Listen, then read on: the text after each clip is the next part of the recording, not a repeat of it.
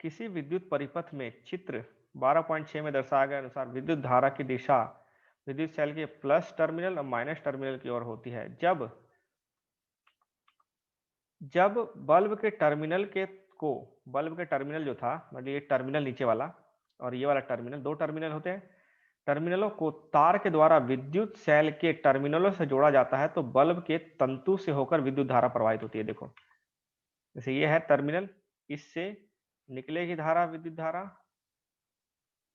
और इससे होते हुए ऐसे जाएगी। ये तंतु था ना यहाँ पे लगा हुआ, इसके थ्रू जाएगी नीचे से, ठीक है। और ये पूरा सर्किट क्लोज होना चाहिए, मतलब पूरा जुड़ा हुआ है, तो इसके अंदर से धारा ऐसे ऐसे बहेगी, ठीक है ना। इसके थ्रू जब ये जाएगी तो इसको क्या करेगी, गर्म करेगी। ये बहुत पतली वायर होती है जो बहुत जल्दी हल्के करंट में भी गर्म हो जाती है, और गर्म होने के बाद ये जलती है, ठीक है।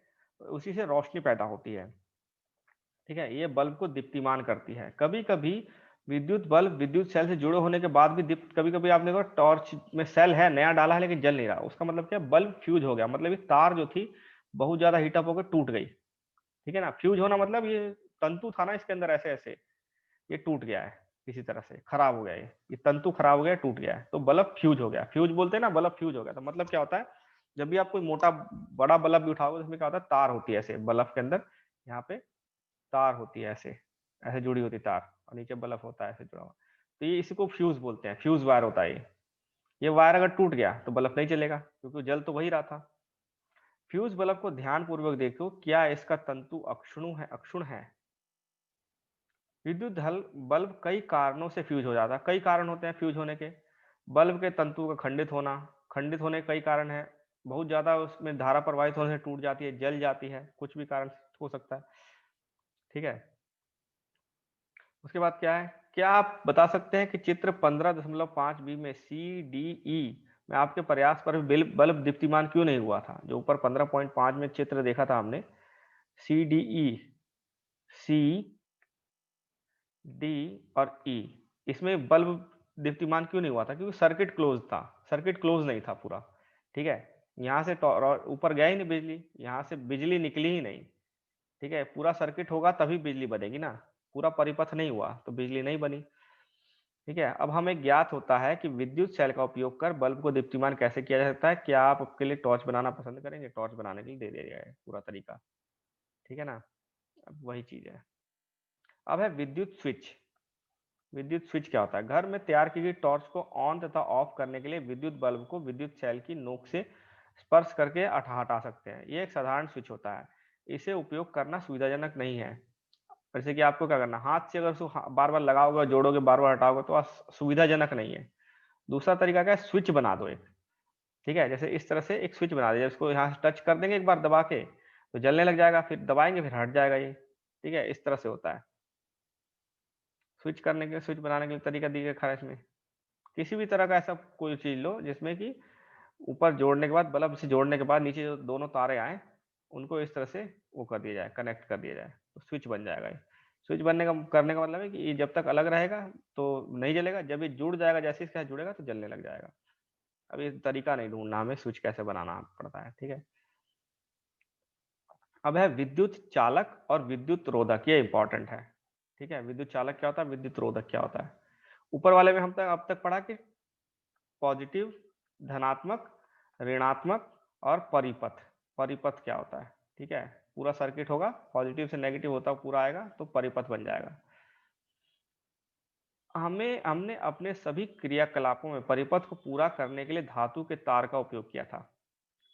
जैसे कि यहाँ से यहाँ तक ले गए थे तो धातु की तार थी पूरी, जो भी वायर होती है, तो धातु की तार का प्रयोग किया था। इसी धातु की तार में से बिजली जा सकती है, तो ये विद्युत चालक होता है। जिस चीज में से, मान लो यहाँ लकड़ी है, यहाँ पे लकड़ी है, लकड़ी से कनेक्ट किया, यहाँ पे लकड़ी बीच में कनेक्ट नहीं है, बीच में लकड़ी लगा दी तो नहीं जाएगा, क्योंकि ये विद्युत का रोधक, विद्युत रोधक होता है लकड़ी। तो कुछ चीजें विद्युत चालक है, कुछ विद्युत रोधक होती हैं। अब पढ़ते हैं आगे क्या लिखा हुआ है। देखो ये स्विच बना दिया इसने, दिखाया इसने आपको, तो इसमें से आपने स्विच भी बना दिया।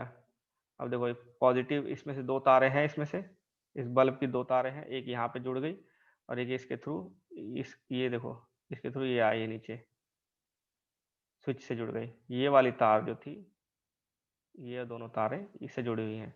अब ये स्विच में जा रहा है, यहाँ पे स्विच बना दिया, एक स्लाइड स्विच बना दिया। जैसे इसको ऊपर करते हैं तो जुड़ जाता है, नीचे करते हैं तो हट जाता है ये वाला हिस्सा। टॉर्च में होता है ना ऊपर नीचे करने वाला, तो उस तरह से होता है। ऊपर करेंगे तो दो पूरा सर्किट हो जाता है, तो जलने लग जाएगा। और जैसे ही नीचे करेंगे सर्किट टूट जाता है और कब बंद हो जाता है। तो ये नीचे जुड़ा हुआ है इसके नेगेटिव में, ठीक है। और इसका पॉजिटिव इसके नेगेटिव से जुड़ा हुआ है, इसका पॉजिटिव इसके नेगेटिव से ही जुड़ा होना चाहिए, नहीं तो पॉजिटिव पॉजिटिव से जुड़ेगा तो धारा का प्रवाह नहीं होगा। इसका पॉजिटिव इसके नेगेटिव से जुड़ेगा तभी धारा का प्रवाह होगा, और इसके धारा का प्रवाह फिर यहाँ ऊपर जाएगा, ठीक है। तो ये आपका, और इसमें दो चीजें और हैं, ये देखो यहाँ पे आपका ये जो है ये प्लास्टिक का आवरण है। ये पूरा बॉडी जो आपने टॉर्च देखा वो प्लास्टिक का टॉर्च आवरण होता है ऊपर से। अब आगे पढ़ते हैं क्या बोलना चाहता है। मान लीजिए परिपथ बनाने के लिए धातु के तारों के स्थान पर हम सूती धागे, अब क्या किया, दो बैटरी लिया, यहाँ से बल्ब लिया जलाया, और यहाँ से धागा लिया, धागे से एक तार को नीचे जोड़ा और एक से इसको जोड़ा। क्या जलेगा धागे से? नहीं जलेगा, क्योंकि धागे में विद्युत धारा प्रवाहित नहीं हो सकती ना, ठीक है। जैसे मैंने बैटरी लिया, यहाँ से बैटरी लिया था और यहाँ से एक तार और दूसरी तार निकाली थी। अब बल्ब था यहाँ मेरे पास, तो मैंने एक इसमें जोड़ा था इस टर्मिनल पे और एक इस टर्मिनल पे जोड़ा था, तो पूरा हो गया सर्किट। ये धातु की तार थी। अब मैं बोला कि धागे की तार ले लो, सूती धागा, तो जाएगा इसमें से बिजली? नहीं जाएगा, क्योंकि वो विद्युत रोधक है, ठीक है ना। जिसमें से धारा जा सकती है विद्युत धारा, वो विद्युत चालक होता है, और जिसमें से नहीं जा सकती वो विद्युत रोधक होता है, ठीक है। अब इसने क्या किया, देखो इस तरह का एक चाबी लगा के देखा, क्या बल्ब जल रहा है? जल रहा है, मतलब ये विद्युत चालक है। ये वाली चाबी ये किसी धातु की बनी है। और लकड़ी का यहाँ पे कोई टुकड़ा लगा दोगे तो नहीं जलेगा। जो टुकड़ा लगाने से नहीं जल रहा है, जो भी चीज लगाने से नहीं जल रही है वो विद्युत रोधक है, रोक रही है। और जो भी चीज लगाने से जल रही है, जैसे रबड़ का टुकड़ा लगा दिया मैंने, तो नहीं जलेगा। तो ज्यादातर जो बिजली का काम करते हैं वो रबड़ के दस्ताने पहन करते हैं, क्यों? ताकि उन्हें करंट ना लगे, क्योंकि विद्युत जो रबड़ होता है विद्युत रोधक होता है, ठीक है, विद्युत चालक नहीं होता, तो चीजों को रोकता है। जो विद्युत को तो रोके वो विद्युत रोधक, जो चलने दे जाने दे वो विद्युत चालक। अब इसने बना दिया यहाँ पे, चाबी धातु की थी तो विद्युत जाने दिया, बल्ब जल गया, तो विद्युत चालक है। रबड़ इरेजर वाला, वो रबड़ से बना है, वो जाने नहीं देगा बिजली को, तो विद्युत रोधक हो गया। स्केल प्लास्टिक, ये विद्युत रोधक होता है, नहीं जाने देगा यहाँ से बिजली को। माचिस लकड़ी नहीं जाने देगा बिजली को, ये विद्युत रोधक है। कांच नहीं जाने देगा, धातु की कील जाने देगी, क्योंकि विद्युत चालक है ये, ठीक है। तो आप क्या पाते हैं कि परीक्षण के लिए उपयोग किए गए कुछ पदार्थों के से तारों के स्वतंत्र सिरे लगाने पर विद्युत दीप्तिमान नहीं होता, जिससे दीप्तिमान होता है वो विद्युत चालक हो गया, जिससे नहीं होता विद्युत रोधक हो गया। समझ गए? तो इतना ही बनाया हुआ पूरा उसमें। इसके बाद देखो विद्युत चालक क्या क्या होता है, विद्युत रोधक क्या होता है। आपने क्या निष्कर्ष निकाला, कौन से पदार्थ विद्युत चालक हैं, कौन से विद्युत रोधक हैं? अध्याय 4 में आपने, अब याद करो, अध्याय 4 में हमने क्या पढ़ा था कि वस्तुओं को कैसे अलग अलग करना है। कुछ वस्तुएं अलग आकार में दिखती हैं, कुछ वस्तुएं चमकदार दिखती हैं, कुछ वस्तुएं पानी में डूब जाती हैं, कुछ वस्तुएं पानी में नहीं डूबती हैं, और कुछ वस्तुओं में से क्या बोलते हैं, तो एक गुण ये भी निकल गया। एक गुण हम इस चैप्टर में पढ़े, कुछ वस्तुएं विद्युत चालक होती हैं और कुछ वस्तुएं विद्युत रोधक होती है, ये भी एक गुण होता है वस्तुओं का, ठीक है। तो इस चैप्टर में एक और गुण पढ़ लिया, ठीक है। तारों को बनाने के लिए सामान्यतः किसी का, तांबे का, एल्यूमिनियम का, अन्य धातुओं का प्रयोग होता है, क्योंकि विद्युत चालक होती है। लकड़ी का नहीं बना सकते हैं, धागे का नहीं बना सकते, क्योंकि विद्युत रोधक होती है सब चीजें। और जो चीज हम जैसे टॉर्च उठाते हैं या प्लास पकड़ते हैं या दस्ताने होते हैं, वो ऐसी चीजों के होते हैं जो विद्युत रोधक होता है, कि हाथ को झटका ना लगे, ठीक है ना। थर्माकोल क्या है? विद्युत रोधक है। देखो आइए क्रियाकलाप 4 को समझ गए, जिसमें हमने स्विच के साथ एक परिपथ बनाया था। जब स्विच खुली स्थिति में था तब क्या दोनों ड्राइंग पिन थर्माकोल से जुड़े हुए नहीं थे, लेकिन जैसे ही उसको थर्माकोल से जोड़ा गया, परंतु आप जानते हैं कि थर्माकोल है एक विद्युत रोधक है। रिक्त स्थान में जब वायु होती है तब क्या होता है? क्योंकि स्विच के दो ड्राइंग पिन के बीच जब केवल वायु थी तो बल्ब दीप्तिमान नहीं होता, यानी वायु भी विद्युत रोधक है। अगर मान लो वायु विद्युत चालक होती तो क्या होता? फिर तो हवा में ही करंट लगने लग जाता। समझ गए ना? तो वायु भी विद्युत रोधक है। मान लो ये आपका बैटरी है, ये बैटरी है, ये आपका प्लस पॉइंट है, ये नेगेटिव पॉइंट है।